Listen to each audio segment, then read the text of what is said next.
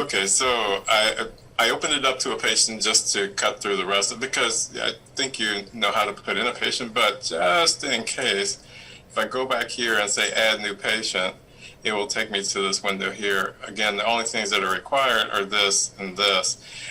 We can cut a lot of this stuff out because again, it don't really need to be seen. Is the name not required? Name is required. It's not highlighted. Oh, but see if I go.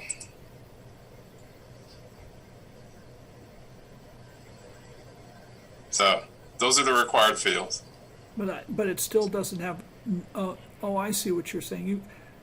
If I clicked I clicked create patient. I didn't put anything in there, and it was what's going to pop back are the boxes that are required. So we need maybe a little note that says required fields. Yeah, if you want to, then we can highlight those fields so that they show up as required. But right now, as they stand, they don't, especially the name box. But I think somebody, in thinking through this logically, well, at least they're going to put the name in. And so that's why it's probably not highlighted as necessary. Because that's the first thing you're going to put in. Oh, I thought this was something you did. Okay. All right. Nope. Comes part of the package already. Yeah, it's a little strange. I think the convention is everything that's red is required. Okay. That's my sense of it, but okay. Sherwin. All right. Oh, sorry. Yeah, let's see. Now, that's that. So that gets a patient in the chart. Again, all of these are always collapsed, so no real need to mess with them unless there is some odd reason that it becomes an issue. But the undefined boxes here, we can make those all go away. Social Security and license number can go away. So all of these things here in the first box, so it leaves us just the name, date of birth, and gender. Right. Okay. I'm just thinking UI-wise, people tend to want to fill in empty boxes unless there's something that says red is the minimum. But yeah, okay. All right, so move on. Okay. So go back to, okay, so we're in the patient's chart. I'm sorry. Let me just make it clear. There are some people who don't know what red means. They might think that means, I'm serious, I'm just now reflecting that some people would think red means there's a problem, not I need to fill out that field. So unless there's a prompt either in the box or a message at the top that says required fields in red, I think there's people who are going to go, there's a problem with it, or they're going to have an unconscious sense of anxiety because red is a bad thing, right? Red means stop. This here? Yeah, that means stop. I mean, unconsciously, don't you stop when you see a red stop sign? Well, yes, but okay. I know you understand this. I'm trying to. Right, that's what I'm saying. I've been doing it too long, but I understand what you're saying. Okay. Yeah, it would be even better if it was green, but we don't have. I don't know how big the deal that is, but I'm really trying to make people feel good, even if they don't know what they're doing yet. Okay, so let's. What happens next? Yeah, we can override the color. It's not that big a deal. Okay. I've done it on others. Okay, so, all right, let me do this since you're recording, because you don't know how I got there. When you put the patient in, it comes back to this screen here, and then you can simply click on the patient's chart to go into that dashboard. Okay. All right, so once you're in the dashboard, the thing that we were talking about yesterday was about the billing. Okay, and that's why the system remembers what you did. So if I had left these collapsed, when it opens back up, it would open up with these collapsed. Okay, let me see if I do it now. If I close out of here now and open up another chart, so you can see they're all collapsed. So it remembers what I told it for the last patient, and it'll do it for every patient. Okay, so if I expand this one and leave this chart, this is extra now. it'll come back with the next chart the same way. Okay, that's great. Okay, so what we were talking about billing, the things that need to be in the system is the medical problem. So that's where you would put in the ICD-10 code. We need to change the wording on that. Okay. Go back to where it says medical problem. Let's go back to the dashboard. That Here. would say diagnosis, Yes. not medical problems. Because they're going to look at that and go, well, they don't have any medical problems, and I'm not a physician.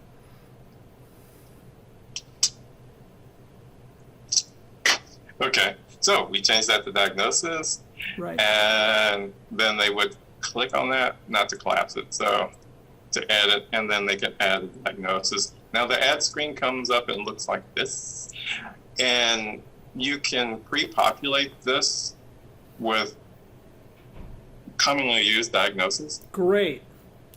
Okay. Okay. And if you do that, then when you select it, it'll do that. And you just simply click So save. what we want that to say is,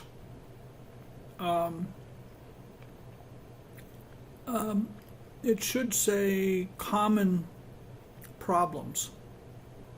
I guess it says type. Or I should say, at the top, yes, it says type, but if you want to change the wording to common diagnoses. Common problem areas. That's what you. Okay, common problem areas. Okay. I mean, I could listen through this again and take a set of notes, but I'm trying to make it so people will know and go, wow, I guessed what it would do, and it did it. I like this machine. It's better than my. Let's see if we. Oh, and if they didn't find. Let me do if I do this. Yeah, if they didn't find anything in the list, they can add it to it, and it will automatically add it to the list. So next time you open it up, it would be there in the list. What would be added to it? Okay, so if we went through this list of common problems, okay, And you I want said it right, common problem areas, and then there wasn't one in there that I could find, or I wanted to list more than one, but also I didn't find one in there. So I could go here and click add. It would take me to the ICD-10 list, and then I could find what I was looking for. to add to your common. So it says add to common problems, right? No? Yes, I can make it say add to common problems. Let me close this, because right here it just says coding. So when you could add, you're adding to common problems, or you're adding a code? You're adding, actually you're doing both, because the system will remember what you did. If you added one, it will add it to the common problems list. So is that because of the title is what it's saved under? No, it's because of the way it's coded out to do that. I'm just trying to It's just trying to make your life easier so that, okay, if I added this to one patient, I may want to use it again. So that's why it will add it to this list for you. Does this thing have tooltips? Can you put tooltips in? Are you familiar with tooltips? That when you hover over It something? has some, okay, and here, like over here, this big question mark that's over here. Yeah, that's just help. A tooltip is when you hover over a button, something displays, right? Right. So, okay. Yes, I know what it technically is. Okay. So yes. So, to the extent possible, within some reasonable financial constraint, we need to have people, when they look at this, they don't know what it does. Exactly. And so, what this is up here is not clear. These are common problems, right? What does title mean? Title of what? What? If you look to the left, over here, I don't think you can see my mouse. Oh, here, let me get out of that. When you fill in title, that title goes here. So that would be the common problems, or the problems. Is the title? It would be sort of like a generic title you can give something instead of its, what's that thing called? The title that they give it, description that what's that called? I want to say professional description, but the ICD-10 description. So instead of having the ICD-10 description over here under title, it would be something you typed in that you wanted to call it. Okay, so that needs to be, this title needs to be title of common problem, intertitle of common problem, right? Okay, yes. Because this is to create something, correct? Yes. It doesn't say that here. I guess it says add or edit an issue. That's like, it's not an issue. It's a common problem, or it's a problem, right? Mm-hmm. Wow. You guys built this to have to spend a lot of money to train people. Or at least you got people who already know how things like this are supposed to work. Correct. It's what do you want to say? Primary care speak. So these are the things they would say. If you type in a new one, right, it recognizes it's new and adds it automatically? Yes, I'm going to check that to make sure. Because that could be enter new problem here. So what's all this down here? When the problem began, and you leave this blank if it's still active. The occurrence, this is important to the medical field, but if it's not important to you, we'll just make it go away. Okay. Let's see, verification, is it confirmed? Do you refute it? Is it entered an error? Referred by, of course, whoever referred the patient. Comments, and then outcome. Is it resolved? Did it improve? Is it status quo? We don't need beginning date, ending date. You could leave it in there if it's optional, but... Yes, it's optional. All right, so that concludes the diagnosis. And if I go back to the dashboard, it would populate here and show in their chart. All right. Now and the rest of these things you don't need, so we'll just comment those out so they don't show. Okay. As far as medications go, we could leave medications in only for identifying. So could you edit that and then select Prozac and see if it shows up? Okay. Oh, that's right. Because in the medical practice, when you put in a drug, okay, you have the pharmacy now requires that they have a diagnosis to go with that. Okay. But if you just want to record it, of course, you don't need to add the diagnoses to go with it. You already have it in another part of the system. So and you're not going to be sending this out. So let's let them add the diagnoses and the title, but they don't need the coding, and they don't need the active issue. Correct. They just need to add a medication or select a medication type. Correct. And I'll have to see how that works because I think that's the same everywhere, but I'll check that out. So here, yes, they can add the medication. Now, granted, the title is the name of the drug itself. Right. So you would say name of medication. Okay. And what do you want me to put in there? See if it'll search Prozac. No, it won't. Okay, it doesn't search. Okay, it's ZAC, but... Okay.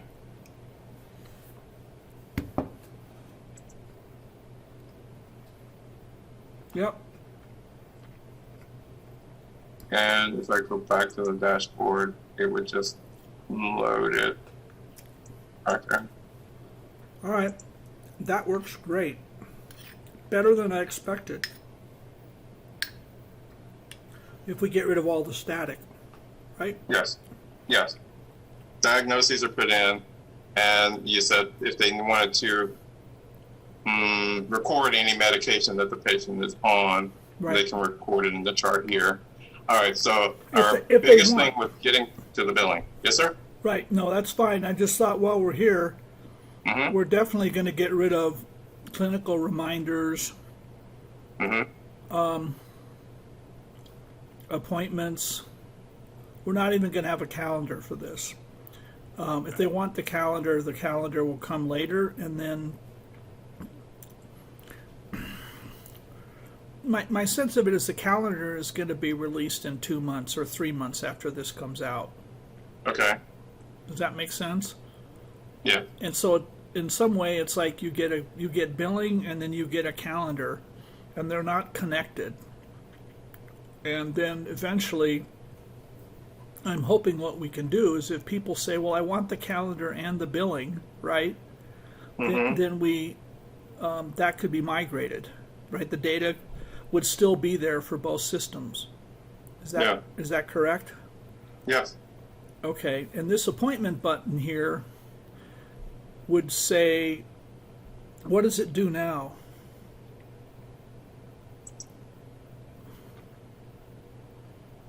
Same thing you would get if you clicked on the calendar.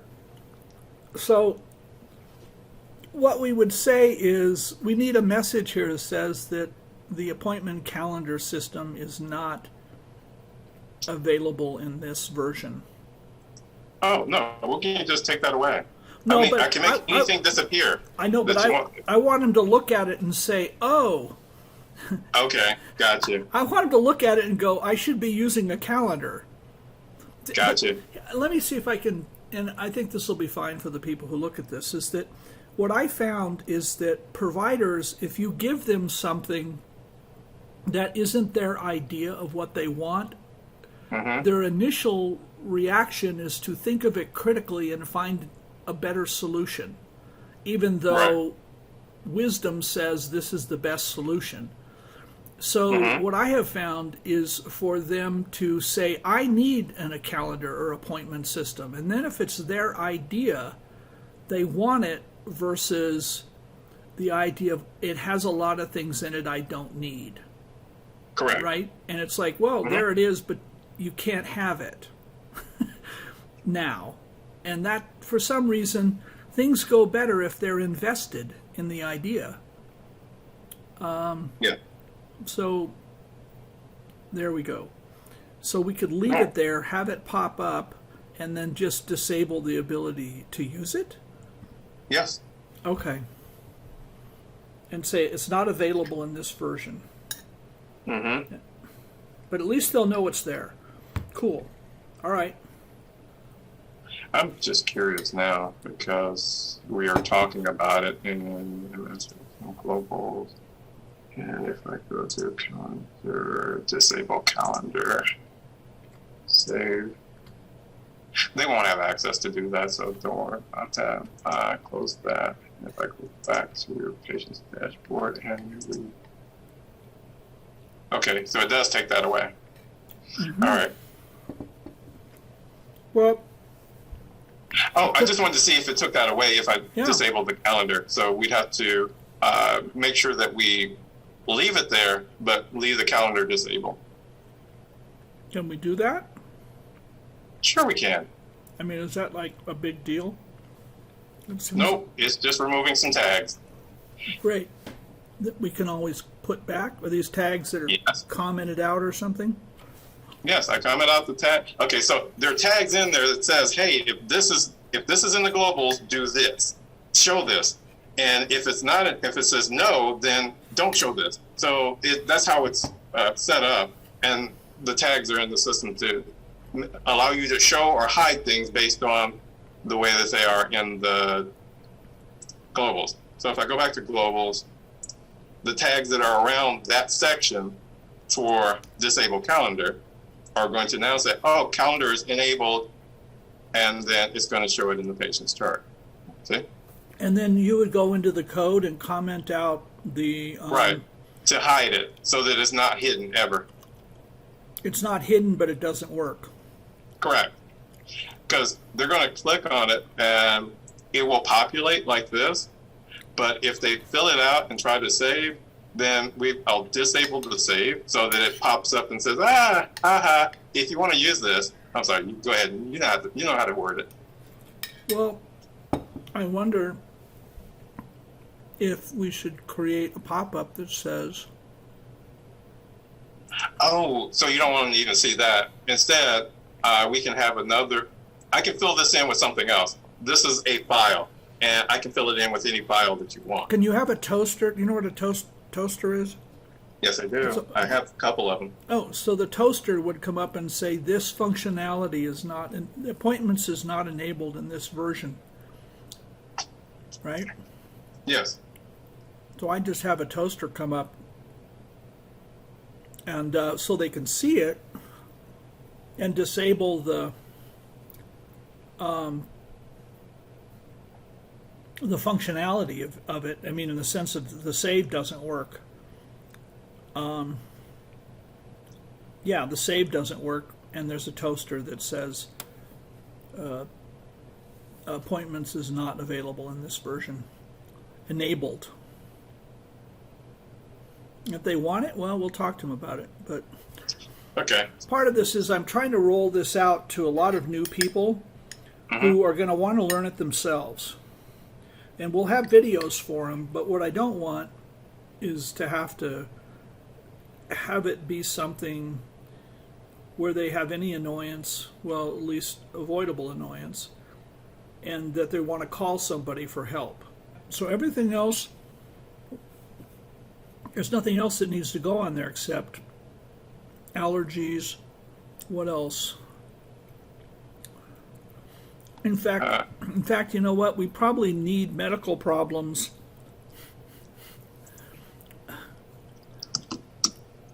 We could actually do the same thing with medical problems and with medications. We could disable it but have it pop up. Oh. What you doing?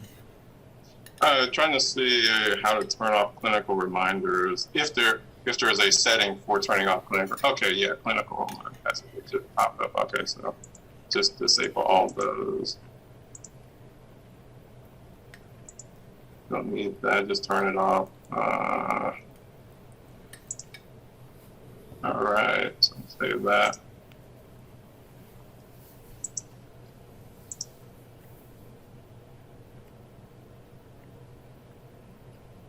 Okay.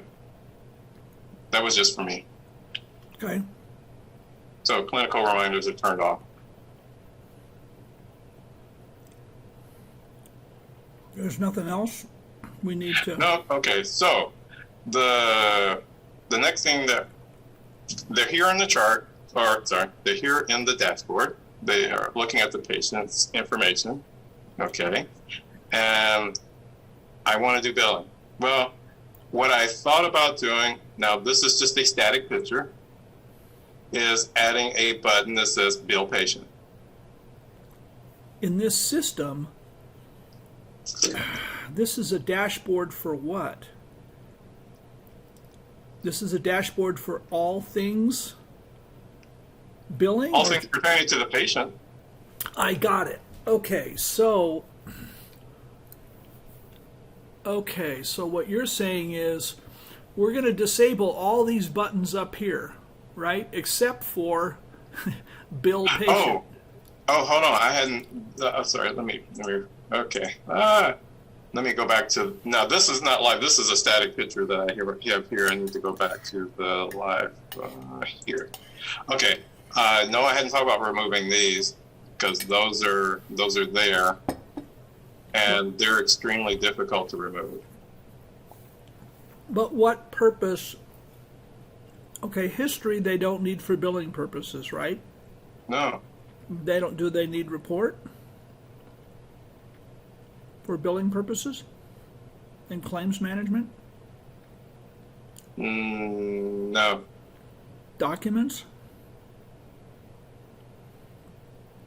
I don't see why. Transactions?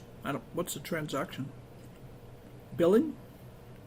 No, it has very little to do with billing. Okay. It has to do with more with like some referrals. There we go. Okay. and some other things. But back to here. Okay, so. Issues. Yes, because that's the same as that's showing you all of the stuff together. Okay, so I'm starting to see right now that we don't need issues in billing. Do we really? We just need it in a fully functional EMR. So we don't need issues. What we need is medications to show up and problems to show up, but to say this is not available. So just for billing purposes, I'm sitting here going, we really don't need any of this for purposes of just billing. We do need those things, but we don't need them for purposes of creating the simplest medical billing system possible. So we can turn all those things off. If we want to, if it's not a big deal, it would be nice if appointments displayed, medications, and issues. Is there an issues thing? No, there isn't an issues in here, is there? No. That's sort of interesting. It's up in the top here. Huh. But this up here is all of medical problems, allergies, medications, prescriptions all together. So if you want to see it all at one time in one place, you would click here. Okay, so we do not want to remove it. What we want is when you hover over it and you click on it, it says... Oh, Ledger is that thing I showed you before where you can look at patients' past billing history. Billing history is what it is. So we do need that. This goes. I don't think there's any in here, but yes, it's billing history is what it is. So the ledger means it's a billing ledger. So that one has to stay. Mm-hmm. If I understand. Yes, that is correct. Cool. All right. Are we getting saturated? Not yet. Okay. Wait. And then we would just add a button right between billing and patient balance. Right. That says bill patient. Bill this, his name isn't Bill Patient, so it would probably be Bill this patient would help. Yes, it's very good. I'm trying to get it down to the point that I have as few people who feel like they have to guess and be surprised. Okay. So if it says bill this patient now, okay, then they're like, oh, bill that patient now. That's what I want to do. Okay. I mean, just remember, these are people who do not look at computers all day. Mm-hmm. They really don't. They think in terms of conversation. Not reading in terms of what are you trying to say. Mm-hmm. And they have a hard time switching gears, many of them, not all of them. Some people can read and actually comprehend technical stuff. But yeah, bill this patient now, and they'll go, that's exactly what I want to do. Now, and that's a nice color. The only thing I thought. That's a nice color, too. Mm-hmm. It's a nice call. It's a nice call to action. Oh, great. Then we'll keep it that color and make it a button. Well, yeah. I mean, it's like that's the most important thing on the page. I can think of. Is there anything else that's more important? Yeah, I don't know. I think I want to put it in the middle of the page instead of off to the side. Put it in the middle. Make it stand out more. What is under demographics? Are we going to need that? No, that's all going to be gone.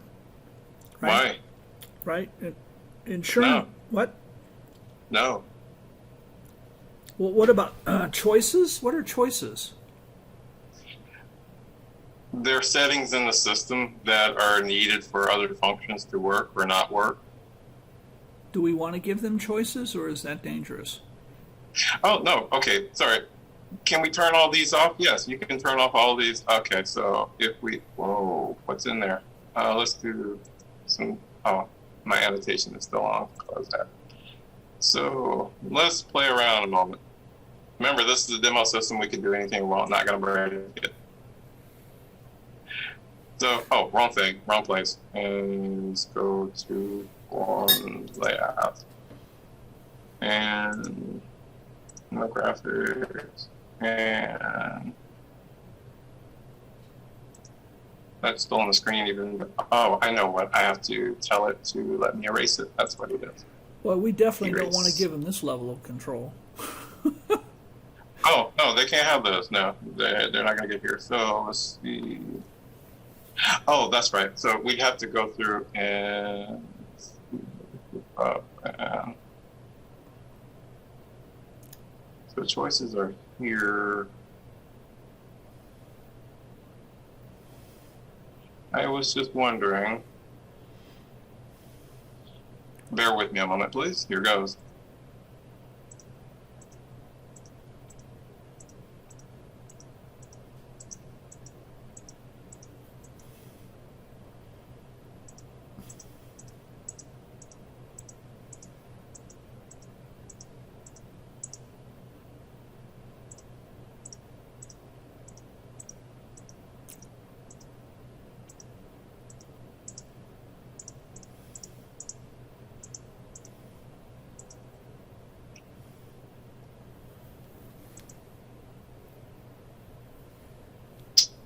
And now if I went back to the dashboard and reloaded it, choices goes away because there's nothing active in there. So okay, it would be the same with all the rest of them. If we made the sections unused, then the whole tab itself would go away. So what do we need in there for anything for billing? Oh, this. What if their address changed? Okay, so that contact, yes. Okay. Employer? And I don't know if employer stats. I don't know. The rest of this, the other three, I don't think that's necessary because it's their occupation, who their employer is. That's important to somebody. It's not important to the person doing the billing. Okay, unless they're here to pay with cash, the insurance information is needed. Okay, so that's okay. I get that. Is of course right. So the red is what's necessary.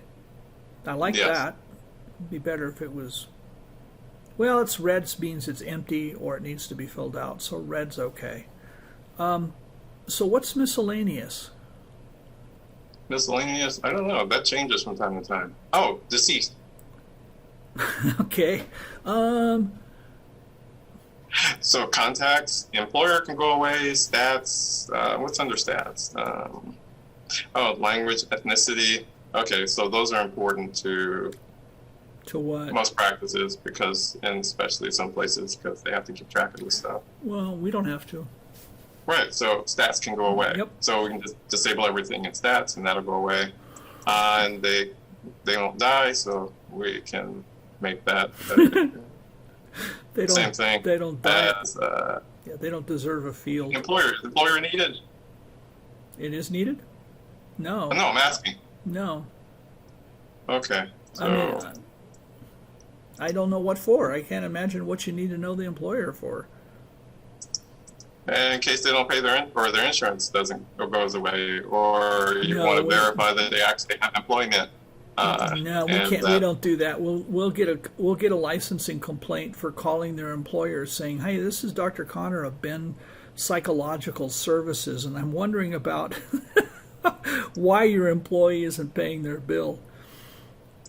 And they go, "You just breached my privacy, and now my employer now knows I'm." Really? Oh, sorry, I can't say that. Okay. Sorry, Guardian was the other one I was looking at. Guardian information is not necessary. We might need that because that's it could be a child who has a guardian. Okay, so then the only two that are remaining are stats, miscellaneous. Oh, a lot of stuff in miscellaneous is turned off. Okay, so we turn off the rest of it then. Oh, it's all empty boxes. Yeah, you create your own fields. This is pretty. This is. We'll reload this, and so all we have is contact, Guardian. Okay. Who. So that's your demographic. Now, what is who? That would be patient. Yes. That's like who? It's Hey, come on. Who? After a renamed group. Okay. patient, not iPatient. That would be an Apple. iPatient is a patient who uses an iPhone. Okay. So, okay. While they're in session. Yes. We talked to them. Yeah, they're on their phone. So this is patient on iPhone, telehealth. Okay, patient, perfect. Contact, yeah, okay, not who. Okay, got it. This looks good. This is going fast. What else do we got to do? That's it. Really? The rest of the complicated stuff is in the background because once we put that button up there for bill this patient, that'll take care of all the stuff in the background. Okay. And how they will know the patient's been billed is they will see it here. It's called Patient Encounter and Documents. That's a terrible name. What should that be? I mean, I'm Patient Encounters and Documents. This would be appointments and billing? No, because it's not exclusive to appointments. It doesn't have to coincide with an appointment. It can be done without an appointment. Well, it could be an appointment and billing. So it would be both. It could be. That's if they had calendar function. If they don't have calendar function, then it's not an appointment. It would be the appointment. There's an appointment, a date in there, right? You bill for with you now. You bill for a date that the patient was seen. Yes, you're right. Okay, I'm lucky sometimes. So it would be patient appointments and is this claims information or billing? It would be claims. No, it's just billing. It's still billing. Okay. It's not claims information because that gets more complicated and that's going to get complicated real quick. Okay, so it's appointments and billing. Mm-hmm. That would be better. Because they're not going to know what past encounters and past documents mean. Mm-hmm. It's just that's where all your appointments and billing is. And they won't have access to layout editor, and they won't have access to what? That's it. They just won't have. Or will they have access to layout editor? No, they won't because they're not going to be an administrator. Cool. You have to be an administrator of the system to get to this, to see this. All right, great. I don't want them to have enough to do any damage to themselves. The only other thing that's going to come into play, this is also where I said we're going to change this top level menu. So the things that will go away will calendar because we're going to disable it. Flowboard, disable. Recall, disable. Messages. It's a solo practice. They're not going to be messaging themselves. Nope. Take that away. Patient information. Okay, so some of these things can go away. Visit forms. In a billing, just for billing purposes, it's not really needed. Nope. Let's see. Patient record request. Nope. Nope. Okay. So the only thing that'll be here is the patient dashboard. Okay, and new search. That's it. What's visits mean? That's appointments, right? Yeah. Right. They won't need that. Right. So now this is where I told you it's going to get real complicated real quick because this is where you're starting that process of claims. And there is absolutely no way I can think of right at the moment to make this simple. Is this called claims? No, it is not. It's called something more complicated than that. Is it called fees? It doesn't. Well, it's under the tab of fees, but then there are a lot of things that go on under here. So this is really claims management or billing and claims management. Yes, we can call it that. Please do. Because fees sound like you set your fees. Billing and claims management. Yes, that would be here. Yeah. But This is where we're going to have to figure out. Now, this is where it gets saturated real fast. The front end stuff that we just went over, that's like maybe 3 days of work to get it down to what you wanted to see. So some of the things I showed you, you can go in and do now. There's no coding required. Just go into the what's that called? Dashboard, not dashboard. Go into the patient demographics under the layout and just turn stuff off. Okay. Do not delete things. Always turn them off. So that's the rule of thumb here. You never delete anything. Just turn it off, because you never know what's depending on it. But back to this. Okay, payments. I'm taking a deep breath because here goes. If you need to take a co-payment from a patient, this is where you would do it. But I've yet to figure out what's the difference between inserting a payment there, and I'm gonna have to ask somebody, I know who to ask, and a patient checking out.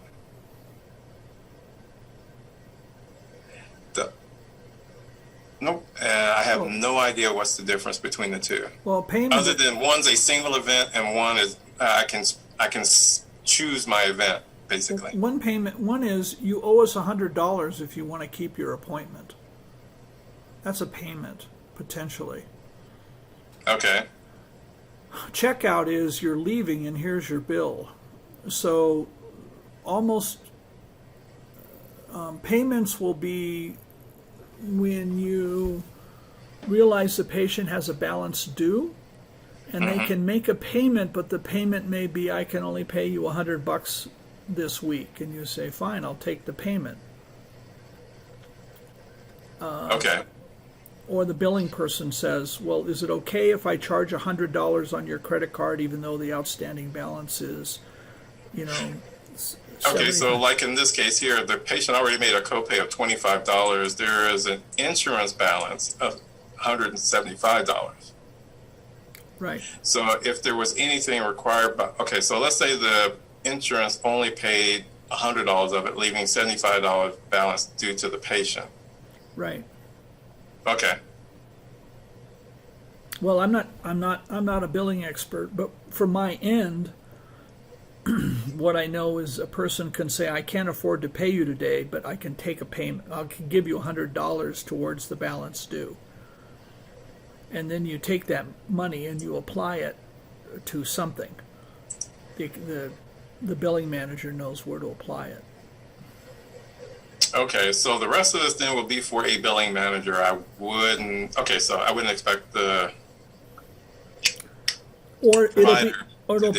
it'll be the provider. Some providers want to do their own billing because of lots of reasons, one of which is they don't want to pay somebody, $200,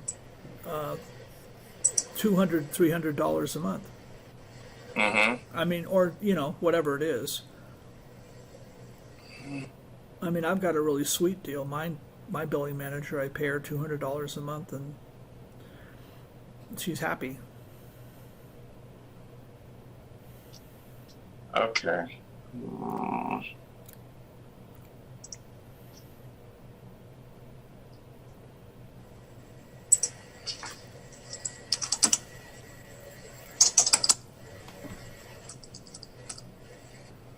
And what did I'll send you one. Yeah? Oh, yes. There is one available. They'll walk you all the way through all of the billing, step by step. Oh, And then you can look at it so that it will teach you all these pieces. There is a video. Yes, there is. Oh, would you be so kind as to send me a link? I've had those moments too. Private humor. And all right, so I was just showing you the screens that are there. All right, because this gets really deep, really quick. Oh, the last thing I need to show you is this piece here, which is the billing manager. Oh, looks familiar. Okay.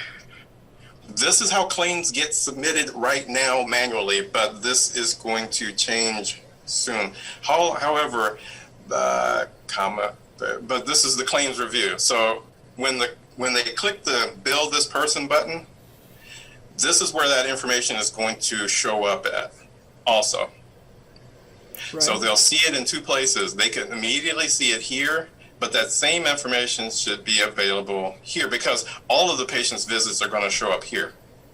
Right. And so, but they'll all show up here as well. It's not going to be just this one. So again, but a major difference between the two, yeah, this one shows prices, but let me go back and forth to see if I go to billing view. Yep, this shows prices too. So it depends on which view you're in, but it should be similar. The only difference between this and this is, of course, you're going to transmit this information somewhere. Where's the transmit button? There isn't one at the moment. So how does it submit a bill? Okay. Currently, out the box, the way it works is that you would, and we're going to pretend that we are approving these for billing, and I'm going to generate a, that's interesting. That's new. And as you notice, it dropped it here to my desktop.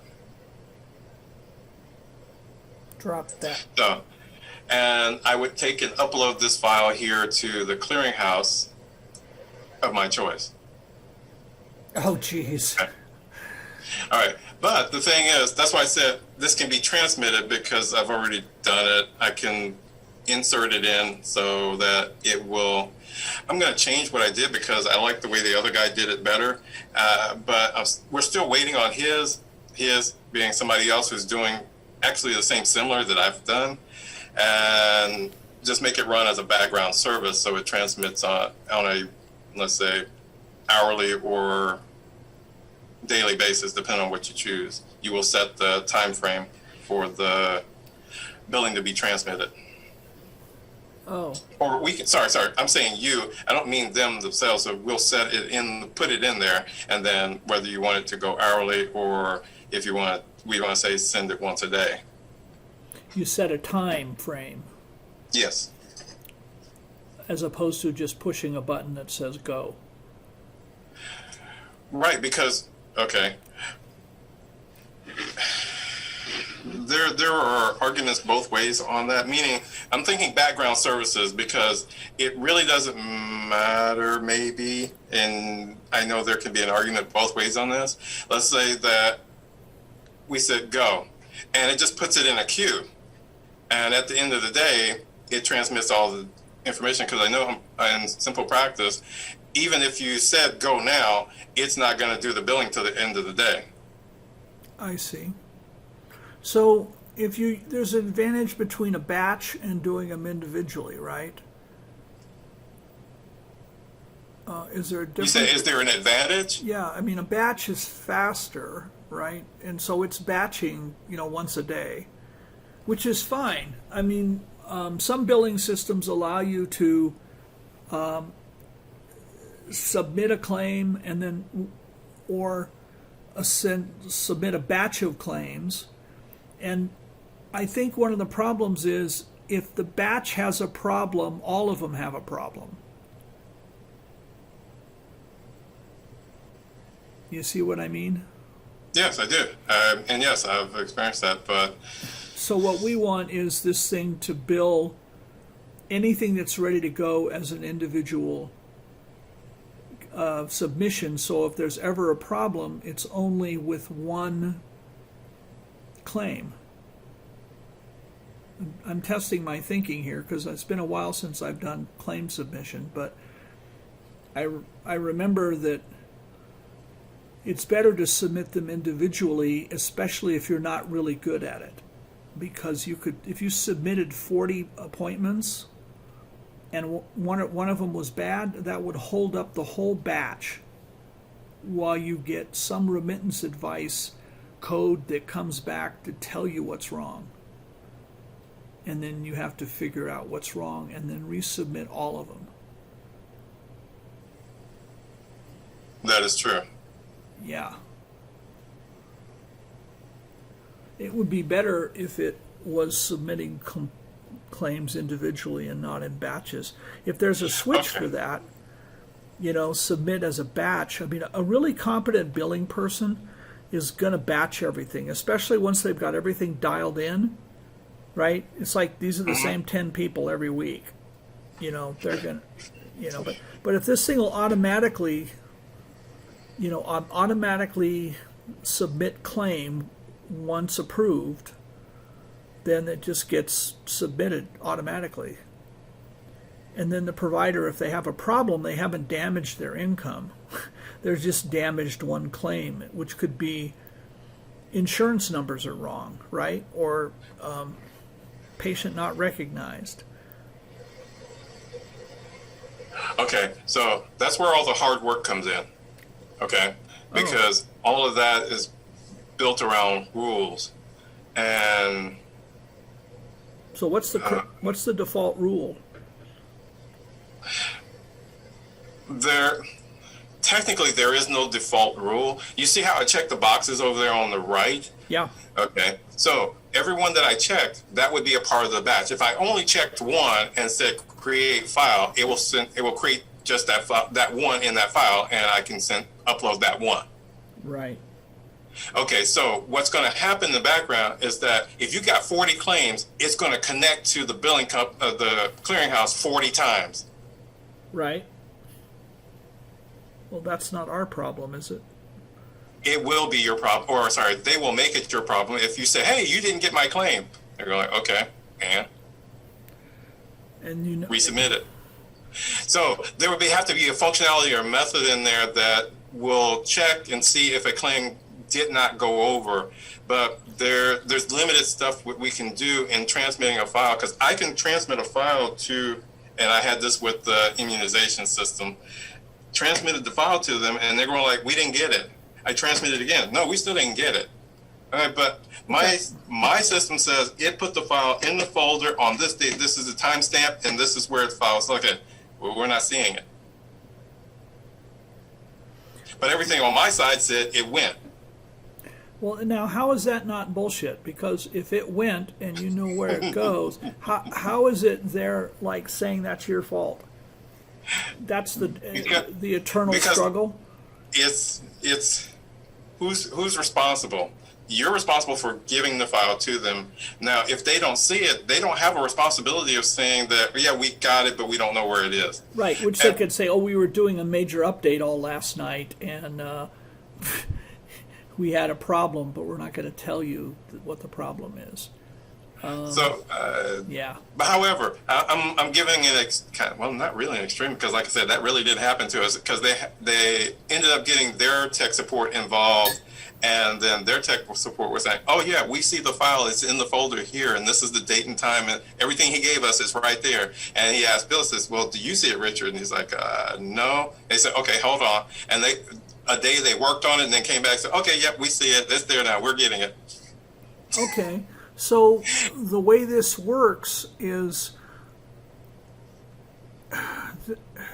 I've never seen a claim submission system where you have to generate a text in a text file and then upload the text file into... That always happens. You just don't know that it happens. Right.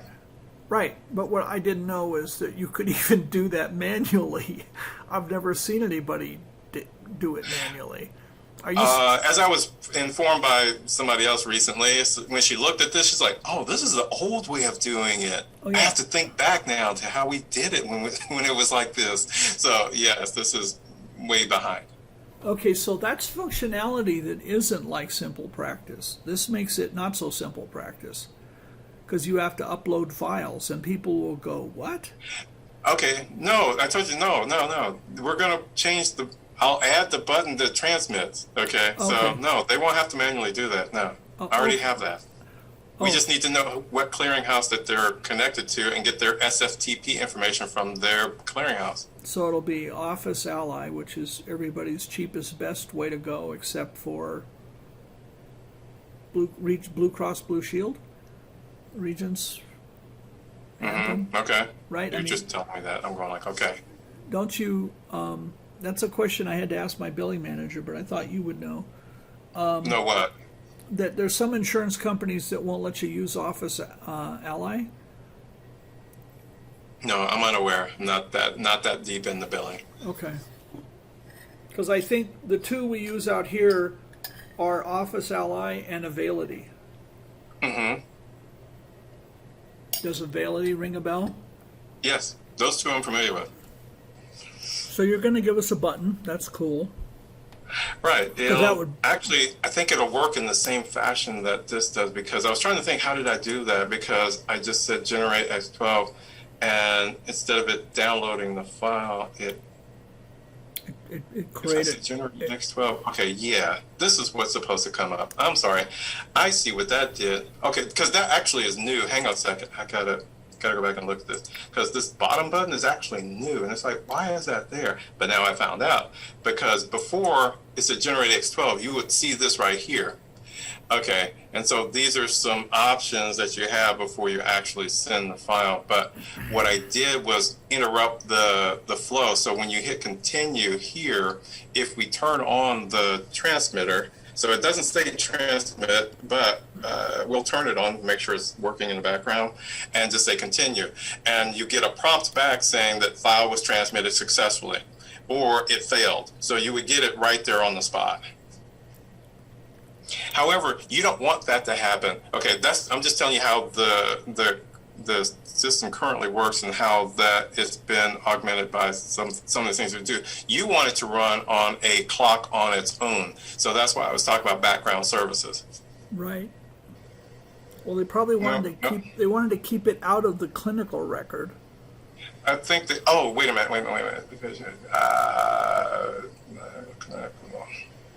It's down here. It's under reports, and it's not a report. It's anyway. So you go to background services, and I would put it in here so that it would run in the background. FileMail is the secure mail system that's built in. So if you need to do secure messaging, that would need to be enabled. Secure messaging for what? Patients? Well, I don't know. I've only seen it used between doctors and hospitals.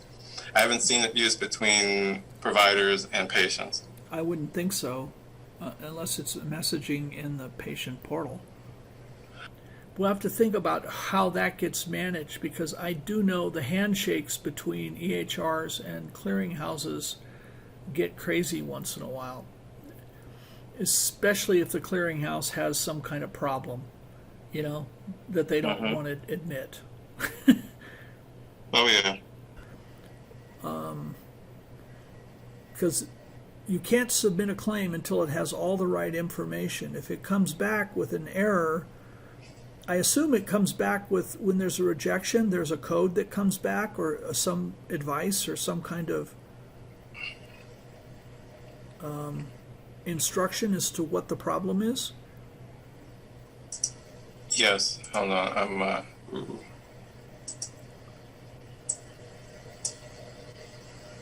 Billing status.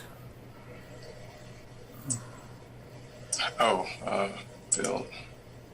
and update list. Because I billed these, unfortunately. I've sent them out already, so I had to go back and change the status so I could show you something. If I click here, and there's a couple of things you can do. Here, if I go to view log. Okay, so this is actually, you can review this actually before you send the claims out. If you pull it up and then tell it to do a review, it will scrub it and it'll go through and tell you things that, because like here, billing facility, no NPI, so you can fix things before you send it out. Okay, so as you know that at least you have the best possible chance of a claim not being rejected for something simple. So where did you get that? I got it here by checking the view log. Okay, but the other way you can see it is if I selected one, and if I go here, click this, and then if I say validate only, meaning I want to look at it and see if everything is there, and then if I look at the log again, once I pull it up, it'll be the one on the bottom, and it will tell me anything that's missing in that validation. Hang on. Well, what Simple Practice does is to show you a orange circle in this view here. So when you're looking at it and you see an orange circle, that means there's something missing, something that needs to be fixed in the patient's that would be great. information. That sounds like it's essential, unless you want to pay somebody to a lot of money to just be an orange circle, right? Behavioral health is so simple. I'm not sure you really even should need a billing manager, other than it's a waste of your time, because you could make more money treating patients than doing your own billing. But in the beginning, when providers are building their practice, they have plenty of time to learn these things. Mm-hmm. And the orange circle solution, let's just call it the proverbial orange circle. There should be orange circles, throughout this, and there should be some advice or instruction as to what to do, right? I mean, Yes, and that's what it has on there. Is it has the orange circle, and you click on the orange circle, and it takes you into the patient chart. It tells you what's missing and what you need to fill out. wow. Well, see, now that's pretty smart. See, I did watch the videos. Yeah, that's really smart. So then, instead of it being after the fact, you can be proactive and make sure at least your basic information is in there. And like you're saying, with the behavioral health, it's so minimal, meaning the information that's needed. Once you have the diagnosis code and the CPT code, and you have all your other pieces in there, it should just go through. Right. Okay. Probably what I would have thought. When we talked yesterday, we stopped at bill this patient. Right. Okay.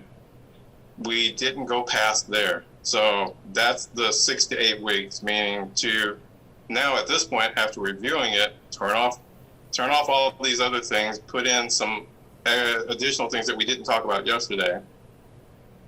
Meaning for the appointments here, to have it pop up in the toaster and it not go anywhere. Those type of things. Right. Now, like I said, as far as this stuff down here in demographics, like I said, you can do that. Just go in and turn it off. Yeah. And it will go away. So there's no programming there. But that removing the links and bill this patient now has a far greater weight on it than it did when I was thinking about it yesterday. Okay. So, but also in that 6 to 8 weeks, there's back and forth, because it's not, I'm going to go away for 6 weeks and then come back and say, okay, here, no, because there are conversations going on along this whole path, because depending on how fast I can code some things out, because like I said, I have some pieces already in place, but they're going to need to be modified to meet the requirements that we've talked about today. And the background services, I don't have that worked out.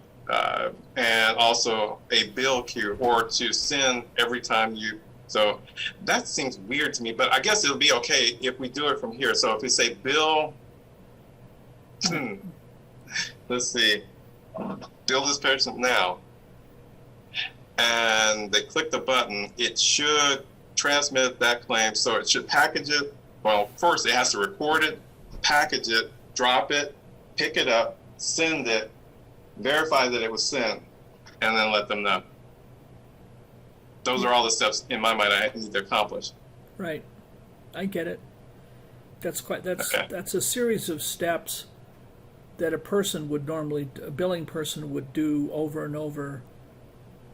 Right?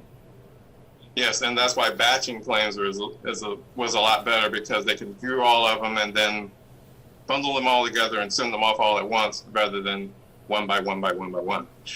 And we're going to be doing the one by one by one by one. So then, because it needs to go as soon as they say, bill this person now.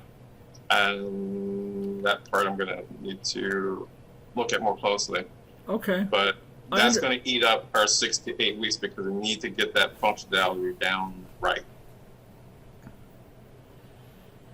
So it gets a little easier, because what we're really Oh, I think you're adding the orange button to. No, okay. We're not adding. We're not adding. I think we would build it. We would build it a little different. Sorry, the Bill Now button. Okay, you want it to also transmit. So we're not going to have an orange button.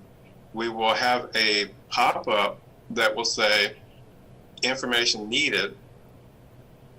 So that while they're here in the patient's chart, they can go ahead and fill that out. But some of the information should already be in the system, because one of the things it was showing you was that the MPI number was missing. Right. So if I go to physician, this stuff should be filled out. We should put that all in there. So those are some of the basics. Name, address, phone number, those should all be done too. But if for whatever reason they didn't put in a zip code, or they put in a zip code +4, I don't know if that's a thing anymore. But anyway, I know it used to be. You can only have 5 digits in the zip code. So, then revising my thinking, I heard something and inferred we were going to do an orange button, but instead of an orange button, after the fact, we're getting a real time. You don't have this information, and eventually, as they get the information in there, they're going to learn to put the damn information in there the first time rather than trying to submit bad bills. Correct. So it provides immediate feedback and deal with it now. And if you don't learn to do it right, you're going to keep doing this over and over. Right. That's much better than the orange button. Yes. Yeah, we're not doing orange button. We're doing transmit now, and it's going to check everything on the way to the bill, because it won't allow it to build the claim unless all the information is in there. That's the key. That's the part I was looking for. That could be beautiful, because when they try to submit their first claim, they're going to see the information that's missing. The only thing that could happen after that is they put in the wrong patient information. Like they put in it's their wife's insurance and they didn't put in their wife's name. Right? Those kinds of things. And so yes, anything to do with insurance that is incorrect here, that won't be, as long as it's filled out, then yeah, if it's wrong person, or the policy is expired or something like that, we can't check for that. Well, they do send codes back. They do. Yes. They send error codes. I don't know if they're called error codes anymore. Yeah, they are still. And okay. Do they send those back? Where do those show up? Those would be in the clearinghouse interface. They send them back. In the EHRs, they send it back and say, date of birth wrong, or something. Not in this one. This one doesn't automatically collect the ERA and pull it in. However, let's go down that road. The ERAs are what are still manually collected or downloaded from the clearinghouse and then uploaded into the system. That's where you get your remittance, and you see if there is an error, and they tell you in there what the error is. However, I would need to talk to them, being either Office Ally or Availity, as to picking up and automatically parsing ERA. Yes, I'm not saying that I'm just saying that here you still manually upload your ERA, because if you go here, see up here in the corner where it says upload ERA? Yeah. Okay, so you would browse your system, grab your ERA, and upload it. Oh, I see. Okay, because you don't have a constant connection with the correct clearinghouse. Clearinghouse, correct. Okay. However, the functionality is there. It's just not automated. No. Okay, no. There is the ERA, and there's a couple of ways to upload the ERA, because you can do it there, or you can do it through this one here, where you can post your ERA. Is there a video? Is there a video? Did Harley create a video that includes your ERA? Yes, it does. Okay. It's all in the same video. The video's about quite lengthy. You start working on things, we could check in once a week if you think it would be helpful. Yes, I will probably talk to you about that much or more because I try not to go longer than a few days without communicating. This is what I've gotten completed. This is where I am. This is where I'm going to next. So I try to keep you informed and not in the dark, because then that helps me and you. So one, you know what the progress is and not have to wonder. And also helps us both keep on track to this is the current status of where we're trying to go and how close we are to getting there.